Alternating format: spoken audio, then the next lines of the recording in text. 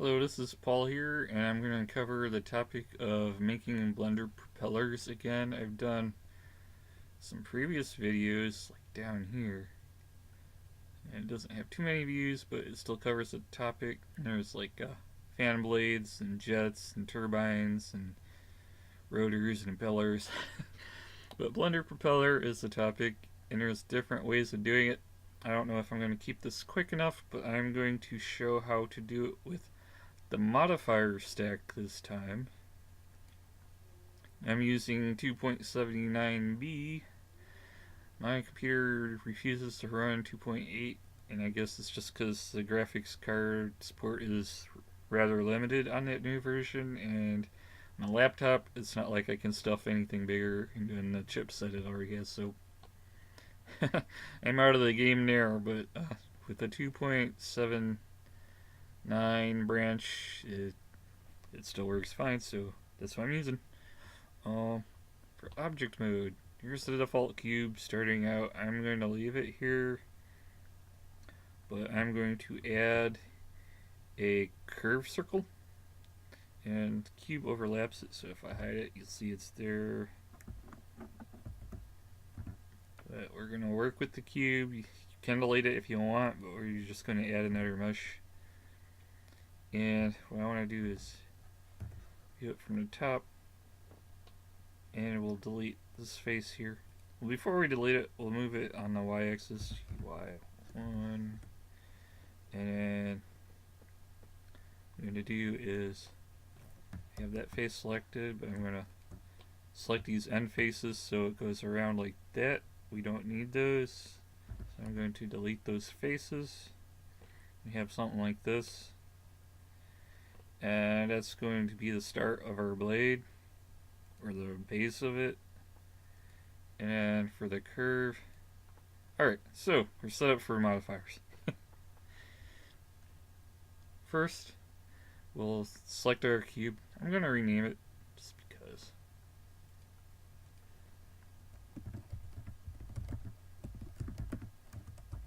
Our turbine blank. Yeah, so how to have it. And so, modifiers. Alright. We'll need the array modifier, which sets our count.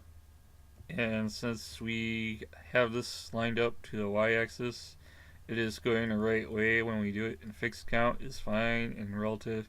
So the default settings starting out are fine. I'm going to just put this up to like 3 for now, starting out.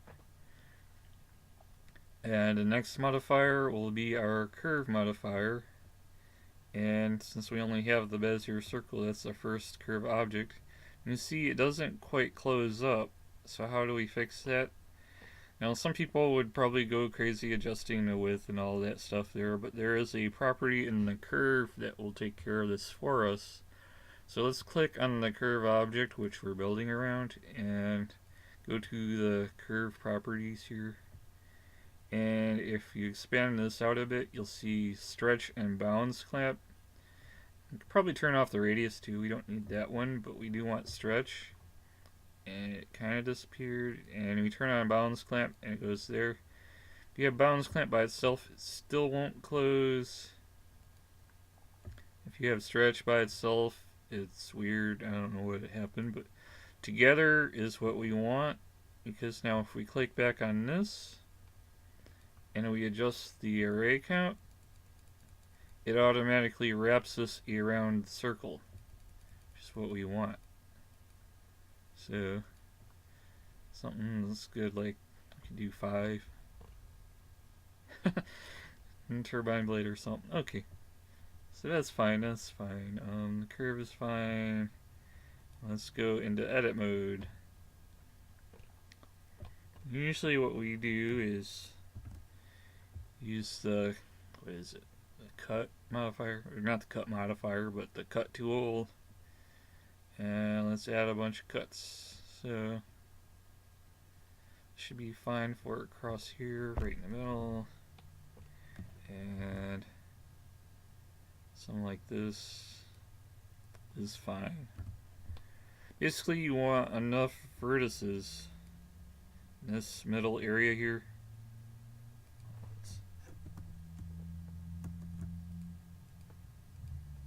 This coverage area here for your blade profile. And you can adjust the others too for the height, but for the blade shape we're just going to be working on here. I can go to an ortho view. So we just move vertices around until we get a blade profile shape contour. Like so.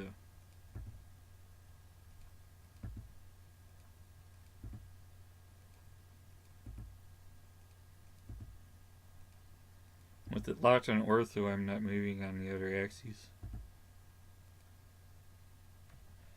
I can select a circle select tool. Oops, that's fine. And I can rotate it.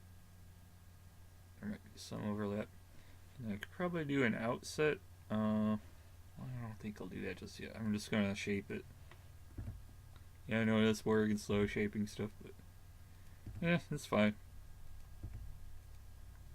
But you want like an airfoil shape. You can be lazy and just do like a little flat shape or something. But airfoil I think tends to look better. And it's a little bit more realistic. If you were to try using it, it would probably work better. If you were doing 3D printing. Yeah, it's neat. Tighten those up. So just something like an airfoil shape.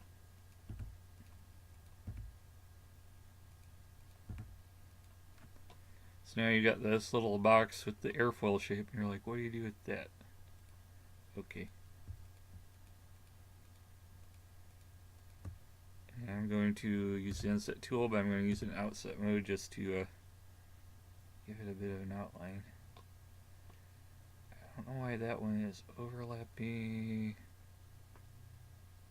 Editorial maybe? No, it is not working right for this. I don't know. I don't know what's going on with that.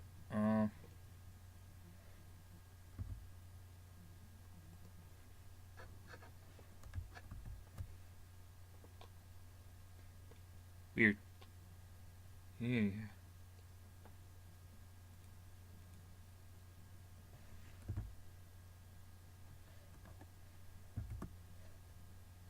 I guess it just doesn't like having that vertex there and that one below it. That's what it is.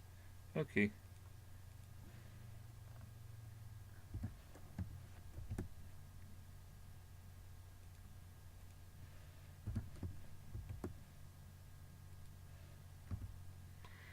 Okay, it's just a mesh thing. Well, you gotta tweak it till you get an airfoil shape. Alright, enough of that.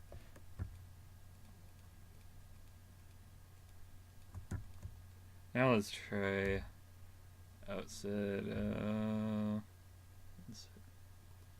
Still not liking it. Oh well, don't worry about that just yet. But what we'll do is extrude this out.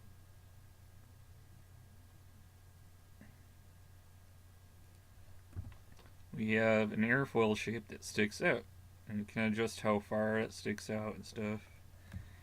And add some loops.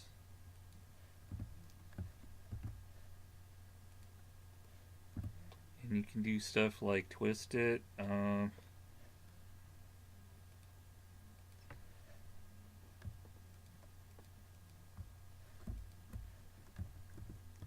Expand the selection.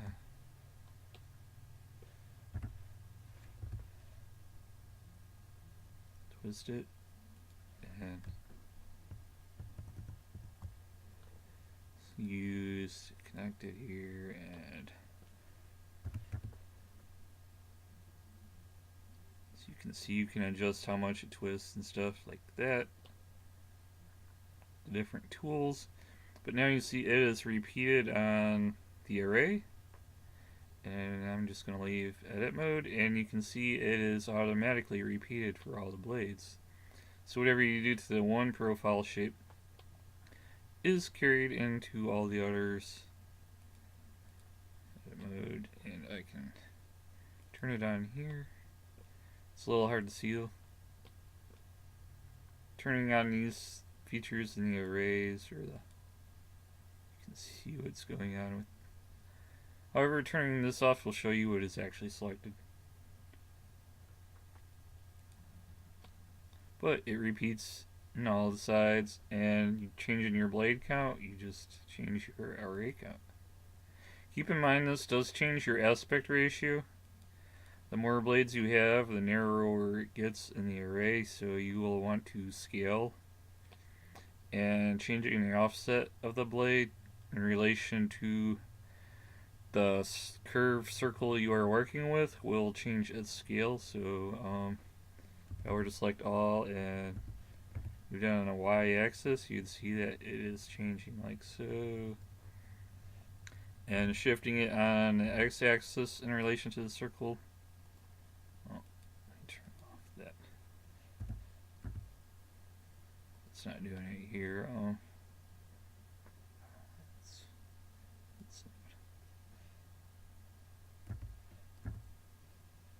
Okay.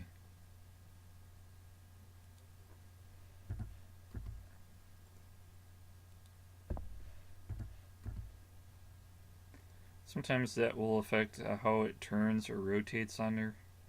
It's not showing it here, but I've had it where I moved it along that axis and it makes it rotate. But it's in relation to the curve circle. And what else is there? Make sure all my normals are facing outwards.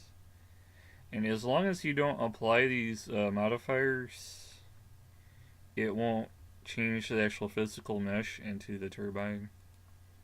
So, something to be aware of. Yeah, see, if you move the curve circle, you'll see that it gets displaced in weird ways. So you have to have both meshes selected, or not meshes, but object. You need the curve and the thing selected if you're going to move it like this. Otherwise, you can apply it and turn it into an actual mesh. So I can add a subdiv.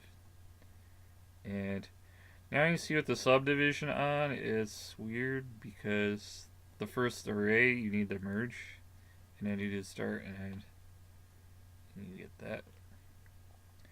And from this, we can see there aren't enough control edges to make it round. You're getting this weird thing.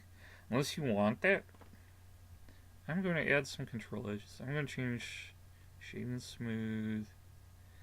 To me, this still looks funky, so I am going to go edit mode. I am going to turn off the curve so I can see the mesh better. Leave ortho. And I am going to add a control edge up here just to tighten that up. One down here.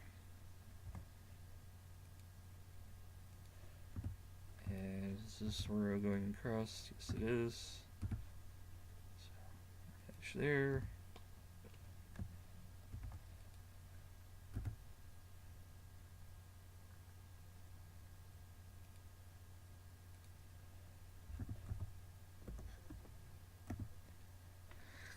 Now we look at it in object mode, and that's a lot better. That loop I was going for is probably still needed, so I'm going to try doing that.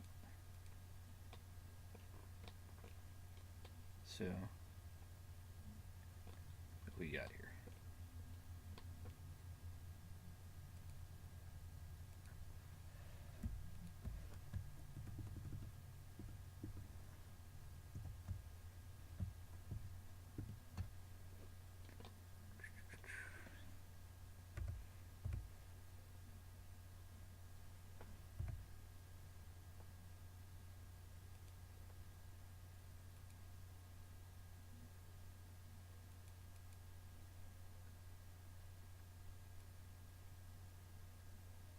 That's a little bit better.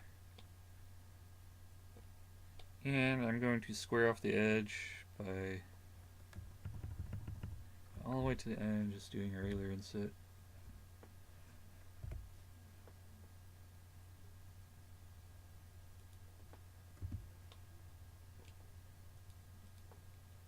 Now you got like a turbine blade.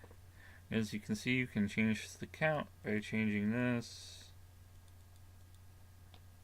And if the aspect ratio changes too much with the count, you just scale it. And then you get that aspect ratio back. And keep in mind when you apply this, it's going to be different. And if you scale it in object mode, it will be kind of weird. So you probably don't want to scale it in object mode. Let's go back to edit mode of the blade.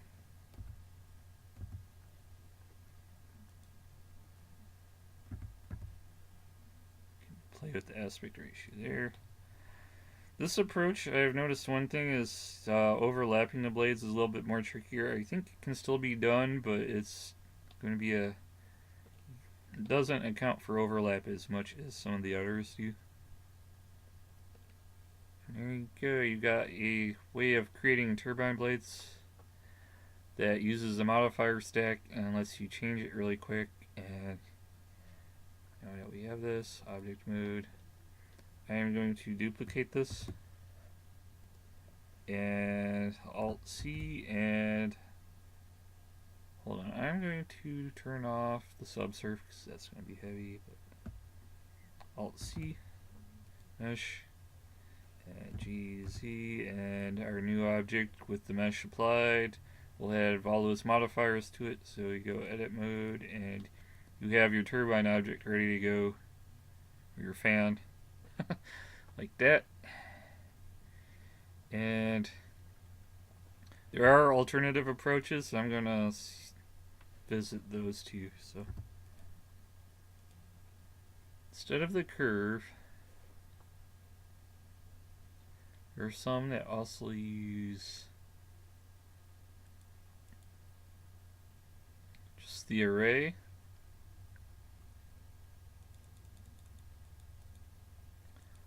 And one of them is, what is it? Simple deform and bend. And angle will be 360. 360. That's a full circle. Mode.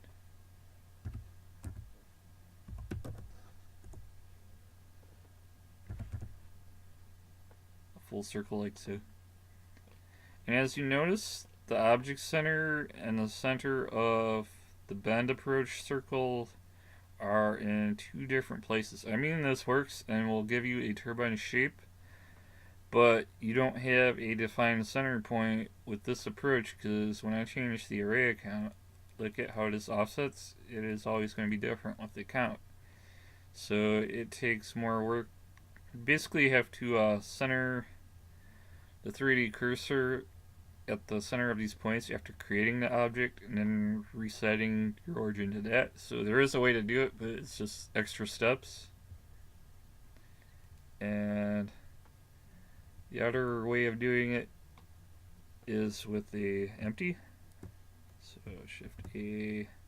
Oh, I'm still in edit mode. In object mode, I can Shift A and use an empty, plane axes, and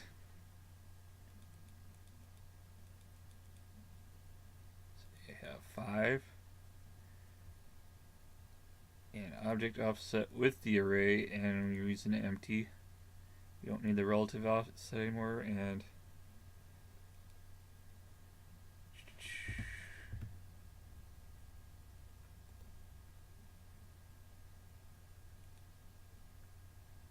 actually you might have to actually you want the empty to be at the center before you do the array, so you have to actually remove the array.